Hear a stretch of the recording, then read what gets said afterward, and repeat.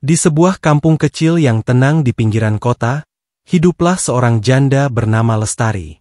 Wanita berusia 42 tahun itu memiliki paras yang masih cantik menawan, tubuh terawat, dan penampilan yang selalu mengundang decak kagum dari para lelaki. Ia tinggal sendiri di sebuah rumah kontrakan sederhana, namun penampilannya selalu tampak seperti wanita kelas atas. Lestari telah menjanda selama hampir 7 tahun. Suaminya meninggal dunia karena serangan jantung, meninggalkan dirinya tanpa anak. Sejak saat itu, Lestari berubah. Ia mulai memperhatikan penampilannya lebih dari biasanya.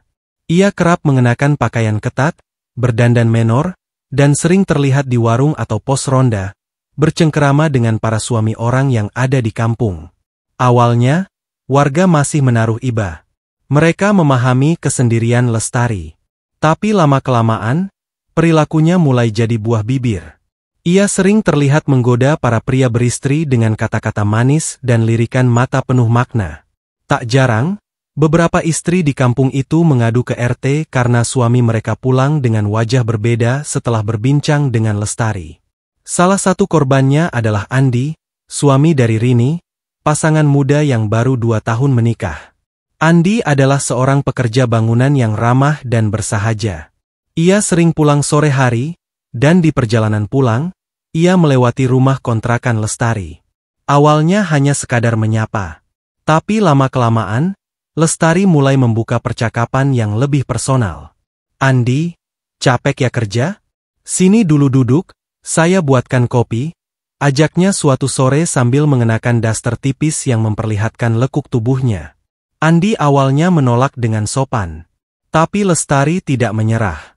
Setiap hari, ia makin gencar, mengirim makanan, menggoda lewat SMS, dan bahkan sesekali mengirim foto-foto dirinya yang tak pantas. Andi yang awalnya kuat mulai goyah. Ia mulai sering mampir. Awalnya hanya duduk di teras. Lalu pindah ke ruang tamu.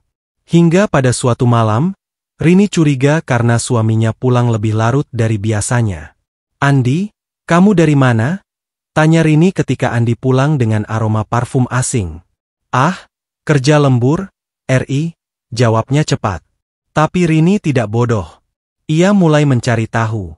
Suatu hari, ia mengikuti suaminya secara diam-diam. Dan benar, ia melihat Andi duduk berdua dengan Lestari di ruang tamu rumah kontrakan itu. Mereka tertawa, terlihat akrab. Rini pulang dengan hati hancur. Keesokan harinya, Rini melaporkan hal itu pada Bu RT. Beberapa warga juga mulai angkat bicara. Ternyata, bukan hanya Andi yang menjadi sasaran. Lestari pernah mencoba mendekati Pak Yusuf, suami dari Bu Rojiah. Juga Pak Darto, yang akhirnya pindah rumah karena sang istri tak kuat menghadapi tingkah Lestari. Namun Lestari tidak gentar. Ia merasa dirinya bebas, dan menganggap semua itu hanyalah cemburu perempuan. "Aku tidak merebut siapa-siapa. Kalau para suami itu datang padaku, itu berarti mereka yang tidak puas dengan istrinya." Begitu pembelaannya saat ditegur oleh tokoh masyarakat. Namun, dosa tidak pernah tidur. Beberapa hari setelah pertemuannya dengan Andi yang kesekian kali, Lestari mulai merasakan keanehan di tubuhnya. Tubuhnya gatal-gatal, lalu muncul ruam merah. Ia mengira itu alergi biasa. Tapi makin hari, ruam itu membesar, bernanah, dan menimbulkan bau busuk. Ia pergi ke puskesmas, namun dokter mengatakan tidak ada kelainan yang jelas. Obat pun tak mempan. Malam harinya, ia mulai diganggu mimpi buruk. Dalam tidurnya, ia melihat wanita-wanita berwajah hancur memakinya, mencakar wajahnya, dan berkata, "Kau perusak rumah tangga orang. Kau akan merasakannya." Lestari bangun dengan tubuh dingin dan peluh membasahi bajunya. Tapi ia menolak menganggapnya sebagai teguran. Ia justru makin menjadi-jadi. Dengan tubuhnya yang masih berusaha dirawat, ia tetap berdandan dan menggoda. Namun, mulai hari itu, rumah kontrakannya tak lagi terasa seperti dulu. Ada suara tangisan perempuan setiap tengah malam. Gelas pecah sendiri. Lampu sering padam tanpa sebab. Dan yang paling mengerikan, setiap kali Lestari bercermin, ia melihat bayangan hitam di belakangnya yang memelototinya. Lestari mulai kehilangan akal. Tapi dosa masa lalunya belum lunas. Ia tak menyadari bahwa Tuhan telah mencatat setiap tangisan istri yang disakitinya, setiap keluarga yang dibuat retak oleh rayuan dan kemolekannya. Malam itu, ia kembali bermimpi. Tapi kali ini, mimpinya lebih nyata. Ia berada dalam ruangan sempit dan gelap, di mana banyak tangan-tangan kurus mencengkeram tubuhnya. Lalu datang seorang wanita tua dengan mata merah menyala, berkata dengan suara parau, "Lestari, perempuan penggoda suami orang, dosamu akan kau bayar dengan penderitaan. Mulai malam ini, kau tidak akan pernah merasa damai lagi." Lestari terbangun dengan jeritan. Dan dari balik kaca jendela, tampak bayangan seorang perempuan berambut panjang berdiri diam, mengawasinya. Azab itu baru saja dimulai. Sejak malam penuh teror itu, hidup Lestari tidak pernah lagi sama. Ia mulai jarang keluar rumah. Warga kampung yang dulu geram padanya, kini justru merasa iba, bukan karena simpati, melainkan karena Lestari tampak seperti bayangan dirinya yang dulu. Wajahnya pucat, kantung matanya menghitam, dan tubuhnya mengurus drastis. Ia sering terlihat duduk di teras rumah kontrakannya, melamun kosong, dengan luka-luka di tangannya yang tampak seperti terbakar dari dalam. Namun, penderitaan itu masih jauh dari selesai. Suatu malam, Rini, istri Andi, mendapat mimpi aneh. Ia berada di sebuah tempat yang penuh kabut. Di sana, ia melihat seorang perempuan menangis meraung-raung, tubuhnya terbakar perlahan. Saat Rini mendekat, ia kaget karena wajah perempuan itu adalah Lestari. "Maafkan aku," suara Lestari dalam mimpi itu lirih, disertai erangan kesakitan. "Maafkan aku, Rini." Rini terbangun dengan jantung berdebar. Ia tak tahu apa maksud mimpi itu. Namun di pagi harinya, ia mendengar kabar dari tetangganya bahwa Lestari berteriak-teriak histeris dini hari, menyebut-nyebut nama Rini dan menangis ketakutan. Bu RT dan beberapa warga yang khawatir datang menjenguk Lestari keesokan harinya. Betapa terkejut mereka melihat keadaan rumah Lestari. Gelap, berantakan, dan penuh dengan coretan aneh di dinding, seperti tulisan dari arang, berbahasa yang tak mereka kenali. Dan Lestari, tergeletak lemas di lantai dengan tubuh menggigil, matanya nanar, rambutnya kusut dan berbau anyir. "Dia kerasukan," teriak salah satu warga. Panggilan pun dilakukan kepada Pak Ustaz Soleh, tokoh agama kampung itu. Saat beliau datang, Lestari tiba-tiba mengamuk. Ia menjerit dan suaranya berubah menjadi berat dan kasar. "Ini bukan urusan kalian. Biarkan dia membayar dosanya. Dia perusak rumah tangga. Dia akan merasakan semua sakit yang dia berikan pada para istri." Pak Ustaz mulai membacakan ayat-ayat ruqyah. Tubuh Lestari menggeliat liar. Tiba-tiba, ia memuntahkan sesuatu dari mulutnya. Bukan muntah biasa, tapi seperti benang-benang hitam yang panjang, berbau busuk, dan di antaranya terdapat paku kecil berkarat. Semua orang yang menyaksikan kejadian itu menutup hidung sambil mundur ketakutan. "Ini bukan gangguan biasa," kata Ustaz Soleh setelah Lestari pingsan. "Dia diganggu oleh ruh-ruh wanita yang tersakiti karena perbuatannya sendiri. Setiap rumah tangga yang ia rusak, kini jadi saksi di alam sana." 3 hari kemudian, rumah kontrakan Lestari mendadak kosong. Pemilik kontrakan mengatakan bahwa Lestari memohon untuk dipindahkan ke rumah saudaranya di desa seberang. Tapi anehnya, tak ada yang tahu siapa saudaranya. Bahkan KTP milik Lestari yang ditemukan tertinggal hanya mencantumkan alamat kampung tersebut. Sejak kepergian Lestari, rumah kontrakan itu ditinggalkan kosong. Tapi warga sering melihat sosok bayangan perempuan berdiri di jendela pada malam hari, memakai daster putih, dengan mata melotot ke arah jalan. Beberapa orang yang lewat malam-malam mendengar suara tangisan minta tolong dari dalam rumah itu. Ada pula yang melihat sesosok wanita berdandan menor berdiri di bawah tiang listrik, memanggil-manggil nama suami mereka. Rumah itu jadi angker. Tidak ada yang berani menyewa. Bahkan, pemiliknya pun mulai berpikir untuk menjualnya, tapi tak ada satu orang pun yang mau membeli. Dan di tempat yang tak diketahui, Lestari hidup menyendiri. Ia tinggal di sebuah rumah reot di tengah sawah yang jauh dari pemukiman. Setiap hari, ia hanya makan sedikit, tidak pernah mandi, dan terus berbicara sendiri. Di dinding rumah barunya, terpampang foto-foto keluarga yang pernah ia ganggu. Entah dari mana ia mendapatkannya. Tapi yang paling mengerikan, ada foto dirinya sendiri, dipaku dengan darah kering menetes di bawahnya. Dan di bawah foto itu, tergores tulisan dengan darah. Kau belum membayar lunas. Azabmu belum selesai. Lestari menjerit. Dan dari kejauhan, angin membawa suara tawa perempuan berat, tajam, menusuk, seperti tawa istri-istri yang pernah tersakiti olehnya. Sejak tinggal di rumah reot itu, hari-hari Lestari dipenuhi teror yang tak pernah berhenti. Tak ada satu malam pun ia bisa tidur dengan tenang. Setiap ia memejamkan mata, suara-suara mengerikan menggema di kepalanya. Ada suara wanita menangis, anak-anak kecil berteriak, dan suara-suara keras seperti kaca pecah dan pintu dibanting. Tubuhnya semakin kurus, kulitnya mengelupas, dan rambutnya rontok seperti daun gugur. Tapi yang paling menyeramkan adalah matanya, sudah tak bercahaya. Ia tampak seperti mayat hidup yang masih bernapas. Pagi itu, Lestari ditemukan duduk di depan rumahnya oleh seorang petani yang sedang menuju sawah. Matanya terbuka lebar, namun tak berkedip. Tangannya memegang sebuah boneka tua yang lusuh dan berlumur darah kering. Ketika petani itu mencoba menyapa, Lestari hanya tertawa pelan. Sudah datang semua sudah datang, mereka semua perempuan yang pernah aku sakiti. Mereka bilang ingin tinggal di tubuhku, tinggal di sini, gumamnya sambil menunjuk ke dada sendiri. Petani itu ketakutan dan langsung melaporkan kejadian tersebut ke kepala dusun.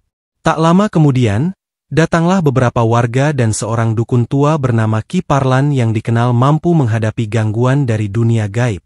Ki Parlan memasuki rumah Lestari dan langsung merasakan hawa yang sangat berat. Di dalam rumah itu, ada bau anyir menyengat dan hawa dingin menusuk hingga tulang.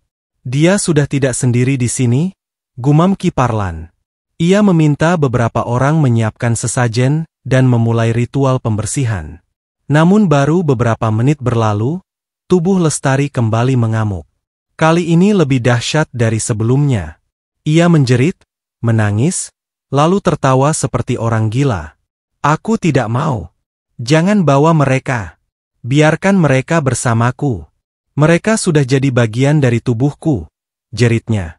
Ki Parlan membaca mantra dengan suara keras. Tapi tiba-tiba tubuh Lestari terpental ke tembok dan darah muncrat dari mulutnya. Semua orang yang ada di sana ketakutan, sebagian lari keluar. Tapi Ki Parlan tetap bertahan. Lestari perlahan menunduk, lalu saat mengangkat wajahnya, matanya sudah berubah. Hitam seluruhnya, tanpa bola mata. Suaranya pun berubah menjadi seperti banyak suara yang bicara bersamaan. Kami adalah istri-istri yang disakiti, kami tidak akan pergi, dia telah memanggil kami, dengan perbuatannya, sekarang tubuh ini milik kami. Ki Parlan segera menghentikan ritual dan meminta semua warga menjauh. Ini bukan lagi soal gangguan, ini kutukan-kutukan dari para arwah yang tersakiti. Mereka tak akan pergi sampai perempuan ini membayar semua perbuatannya dengan darah dan nyawa. Hari berganti. Lestari kini tak bisa lagi berjalan. Tubuhnya lumpuh. Tapi ia masih hidup, tergeletak di lantai rumahnya, dengan mulut komat-kamit dan mata melotot seperti orang yang melihat sesuatu yang tidak kasat mata. Beberapa warga yang berani lewat depan rumah itu, mengaku mendengar suara bisikan. Jangan ganggu suami orang. Jangan jadi seperti aku. Dan pada malam keempat, Ki Parlan kembali datang. Tapi kali ini, ia tidak membawa sesajen. Ia hanya membawa satu botol air dan seikat daun bidara. Ia masuk sendirian, sementara warga hanya mengintip dari kejauhan. Di dalam rumah, Ki Parlan berjongkok di dekat tubuh Lestari dan mulai membaca ayat-ayat suci. Tapi Lestari tidak bereaksi. Ia hanya menatap kosong ke atap rumah yang sudah bolong, membiarkan cahaya rembulan menimpa wajahnya yang pucat. Saat ayat-ayat itu dibacakan, tiba-tiba rumah berguncang pelan. Angin kencang bertiup dari arah jendela. Dan bayangan-bayangan hitam tampak berputar-putar di sekitar tubuh Lestari. Ki Parlan menatapnya dengan tajam. Tuhan tidak menciptakan wanita untuk menghancurkan rumah tangga orang lain, kata Ki Parlan lirih. Tapi jika kau sudah menyesal, Tuhan masih membuka pintu taubat. Air mata mengalir di pipi Lestari. Untuk pertama kalinya setelah lama, ia bicara dengan suara asli. Maafkan aku terlalu sombong, aku pikir aku berhak atas cinta siapapun, aku salah, aku hanya kesepian. Ki Parlan menyentuh kening Lestari, dan saat itu pula tubuhnya gemetar hebat. Semua bayangan hitam itu mengeluarkan jeritan melengking dan satu persatu menghilang. Lestari jatuh pingsan. Keesokan harinya, kabar mengejutkan tersebar. Lestari sudah tidak bernyawa. Tubuhnya ditemukan dengan wajah tenang dan tersenyum, berbeda jauh dari hari-hari terakhirnya yang penuh siksaan. Di tangan kirinya, ada secarik kertas kecil bertuliskan, "Aku menyesal. Ampuni aku, Tuhan. Ampuni aku, para istri yang pernah kulukai. Semoga kalian tenang." Pemakaman Lestari dilakukan dengan cepat. Tidak banyak yang datang. Namun sejak saat itu, rumahnya tak lagi angker. Suara-suara tangisan hilang. Bayangan wanita di jendela tak muncul lagi. Tapi kisahnya menjadi pelajaran abadi bagi semua wanita di kampung itu. Dan di batu nisannya, seseorang menuliskan kalimat yang membuat siapapun yang membaca terdiam. Kecantikan yang digunakan untuk menghancurkan, akan kembali menghancurkan pemiliknya. Beberapa minggu setelah kematian Lestari, kampung Sukamulya kembali tenang. Para istri yang dulu khawatir suaminya digoda kini mulai merasa lega. Namun, perasaan lega itu ternyata hanya sementara. Di malam-malam tertentu, suara langkah kaki masih terdengar di sekitar rumah kosong bekas kontrakan Lestari. Beberapa warga yang lewat malam hari mengaku melihat sesosok perempuan berbaju putih duduk di teras rumah tersebut, menyisir rambut panjangnya dengan sisir besi berkarat. Pak Darno, tukang ronda kampung, adalah orang pertama yang mencoba mendekat. Ia penasaran, mengira itu maling. Tapi saat ia melangkah mendekat, perempuan itu menoleh. Wajahnya tidak sepenuhnya terlihat, hanya senyum lebar yang menakutkan dan mata gelap kosong yang menatap tajam. Pak Darno pingsan di tempat. Sejak kejadian itu, rumah kontrakan itu resmi dipagari warga dan diberi tulisan, "Dilarang masuk, angin jahat bersemayam di dalam." Namun cerita tak berhenti di situ. Istri-istri yang dulu pernah dicoba digoda oleh Lestari, satu persatu bermimpi aneh. Dalam mimpi itu, mereka berdiri di depan rumah Lestari, lalu dipanggil masuk oleh suara merdu yang menggoda. Tapi begitu mereka melangkah ke dalam, suasana berubah jadi kelam, dan sosok Lestari muncul dalam wujud yang mengerikan. Bermata kosong, kulit hangus, dan mulut menganga lebar dengan darah mengalir dari sela gigi. Namun yang membuat semua istri itu terbangun dalam ketakutan, adalah satu kalimat yang selalu diucapkan Lestari dalam mimpi mereka. "Kini aku mengintai dari balik bayangan, giliran kalian menjaga rumah tangga kalian. Jika kalian lalai, aku datang." Para ibu pun mulai semakin waspada. Mereka memperketat batas rumah, menjaga komunikasi lebih erat dengan suami masing-masing, dan mulai lebih sering mengaji dan berdoa. Di sisi lain, muncul seorang perempuan muda pendatang baru, bernama Rara.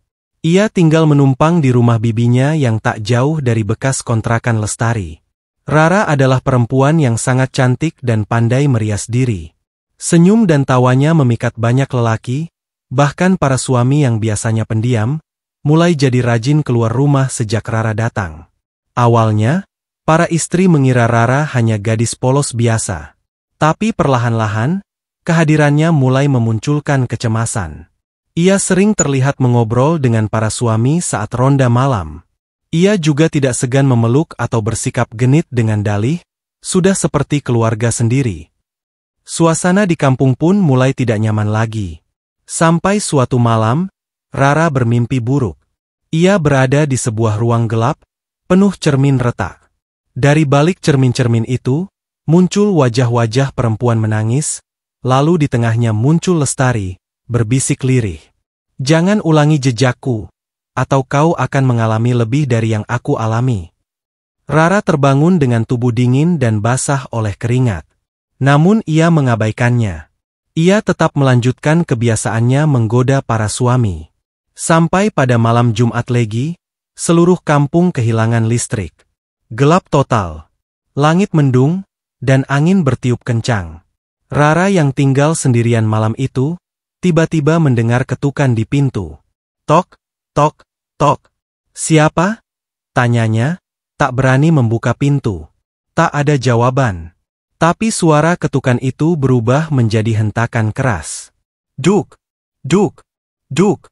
Rara ketakutan. Ia mencoba menelpon bibinya, tapi tidak ada sinyal. Saat ia kembali menatap pintu, ia melihat bayangan hitam tinggi di balik kaca. Pintu terbuka sendiri, pelan-pelan. Dan dari kegelapan, muncul sosok wanita mengenakan daster robek dan rambut awut-awutan. Rara mundur, lalu terpeleset dan jatuh. "Siapa kau?" teriaknya.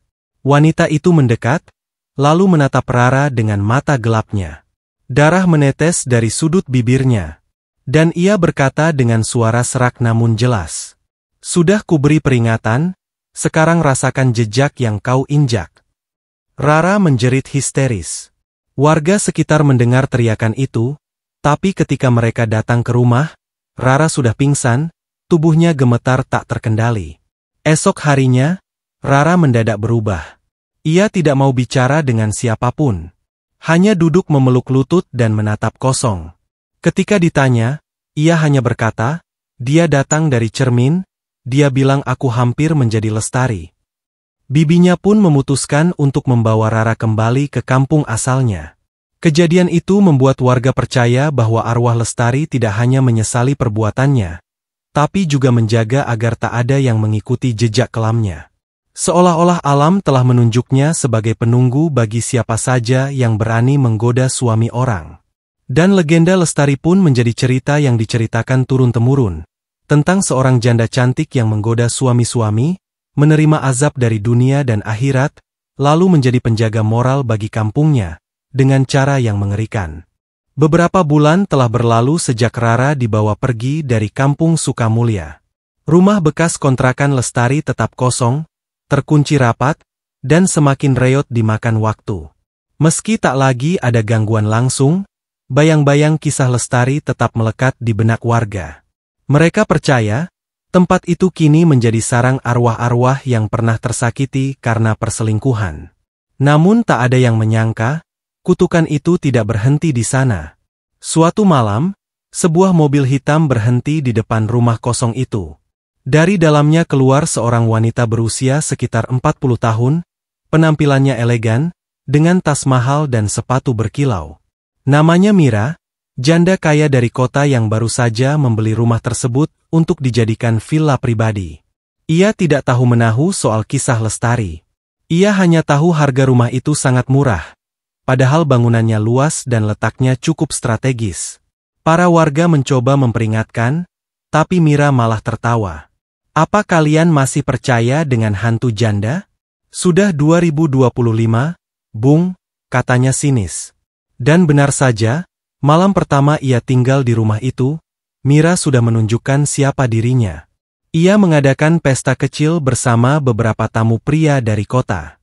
Musik keras terdengar hingga larut malam, dan suara tertawa serta candaan cabul menggema dari dalam rumah itu. Keesokan harinya, seorang warga yang lewat melihat pagar rumah Mira penuh dengan lumpur dan daun kering. Anehnya, saat malam pesta tidak ada hujan. Dan di tembok depan, seseorang, atau sesuatu, menuliskan kalimat yang membuat bulu kuduk berdiri. "Jangan ulangi dosaku. Kau tak akan sanggup menanggung balasannya." Tulisan itu tampak seperti tercoret dengan darah kering. Mira marah besar. Ia pikir ini ulah warga yang cemburu atau iri. Ia pun memerintahkan tukang untuk mengecat ulang temboknya dan memperbaiki pagar. Tapi sejak saat itu, gangguan demi gangguan mulai datang. Suara perempuan menangis di kamar mandi. TV yang menyala sendiri dan hanya menampilkan wajah Lestari yang terbakar. Aroma daging busuk memenuhi kamar saat tengah malam. Bahkan anjing peliharaannya mendadak mati dengan mata terbuka dan gigi patah seperti habis digigit sesuatu. Mira tetap bertahan. Ia menganggap itu semua hanya halusinasi. Tapi suatu malam, saat ia sedang berdandan di depan cermin besar di kamarnya, ia mendengar suara langkah kaki. Tap, tap, tap. Ia menoleh, tapi tak ada siapa-siapa. Saat ia kembali menatap cermin, sosoknya berubah. Bukan lagi dirinya, tapi wanita lain. Wajahnya hangus terbakar, matanya melotot, dan mulutnya sobek seperti disayat benda tajam. Aku sudah mati karena dosa yang kau ulangi. Sekarang aku hanya menunggu waktumu. Mira menjerit dan membanting cermin itu. Tapi retakan cermin malah membentuk wajah Lestari dalam pecahannya. Ia pingsan. Keesokan paginya, Mira ditemukan oleh sopir pribadinya dalam keadaan linglung. Ia bicara sendiri, tertawa, lalu menangis seperti anak kecil. Sopir itu segera membawa Mira ke rumah sakit jiwa di kota. Dokter menyatakan Mira mengalami psikosis berat akibat tekanan mental, namun hasil medis tidak menunjukkan trauma fisik atau kerusakan otak. Hanya satu hal yang membingungkan tim medis. Setiap malam, suara tangisan perempuan terdengar dari kamar rawat Mira, dan suhu ruangannya selalu turun drastis tanpa sebab. Berita tentang Mira cepat menyebar. Warga kampung semakin yakin bahwa rumah itu sudah benar-benar dikutuk. Kepala dusun akhirnya mengusulkan untuk mengosongkan dan menyegel rumah itu secara adat. Pada malam Jumat Kliwon, ritual dilakukan. Ki Parlan kembali memimpin, membawa sesajen, dupa, dan bacaan wirid. Di halaman rumah, ia mengubur 7 jenis bunga dan memercikan air dari 7 sumber mata air suci. Salah satu warga yang ikut dalam ritual, Pak Jamil, tiba-tiba kerasukan. Ia berdiri dengan mata terpejam dan bicara dengan suara perempuan. Biarkan tempat ini jadi pengingat, biarkan aku tinggal di sini, agar mereka yang hendak mengulangi dosaku, tahu kemana akhirnya mereka akan dibawa. Ki Parlan mengangguk. Aku tidak akan mengusirmu, wahai arwah yang menyesal. Tapi jangan menyakiti yang tidak bersalah. Jaga tempat ini, tapi jangan jadikan dendamu sebagai alasan untuk menebar maut. Angin kencang bertiup. Api dupa padam seketika. Dan tubuh Pak Jamil terkulai lemas. Sejak saat itu, rumah tersebut tidak lagi diganggu. Tapi warga tidak berani mendekat. Mereka menyebutnya rumah perempuan terluka, tempat di mana jiwa-jiwa para wanita yang disakiti karena perselingkuhan berkumpul. Kini, setiap kali ada perempuan yang mencoba menggoda suami orang di kampung Sukamulya, para istri cukup berbisik. Ingin seperti Lestari? Atau Mira? Rumah itu masih terbuka untukmu. Tahun demi tahun berlalu, namun rumah tua di ujung gang kampung Sukamulya tetap berdiri, seolah menolak waktu. Catnya mengelupas, jendelanya pecah, dan halaman depannya dipenuhi ilalang. Tapi tak satu pun berani menyentuhnya. Bahkan tukang bangunan pun enggan menerima tawaran renovasi dari siapapun. Bagi warga, rumah itu bukan sekadar bangunan. Ia adalah simbol dosa yang dibayar mahal. Tempat azab diturunkan bukan hanya secara jasmani, tapi juga ruhani. Dari Lestari, sang janda penggoda yang akhirnya menemui ajal tragis, hingga Rara dan Mira, perempuan-perempuan yang mencoba mengulang kesalahan serupa, semuanya berakhir dengan ngeri yang menyisakan jejak. Ki Parlan pernah berkata kepada para pemuda, kadang, azab tak datang dalam bentuk petir atau api. Kadang, ia datang sebagai bayangan yang mengikuti langkahmu, suara yang membisikkan penyesalan saat kau sendiri, atau rasa bersalah yang tak bisa ditidurkan hingga akhir hayat. Warga pun mengambil hikmah. Para istri semakin menjaga rumah tangganya. Para suami lebih waspada menjaga pandangan dan pergaulan. Dan para janda pun, kini lebih berhati-hati, menyadari bahwa kehormatan bukan dinilai dari status, tapi dari pilihan hidup yang diambil. Sementara itu, di rumah terkutuk itu, setiap malam Jumat, terdengar samar suara sisiran, tangisan, dan kadang tawa pelan seorang perempuan yang seolah menunggu mangsa berikutnya. Namun sampai hari ini, tak ada lagi yang berani mencoba. Karena semua tahu, azab itu nyata. Dan terkadang, Ia tinggal di balik cermin, menanti dosa yang sama diulang.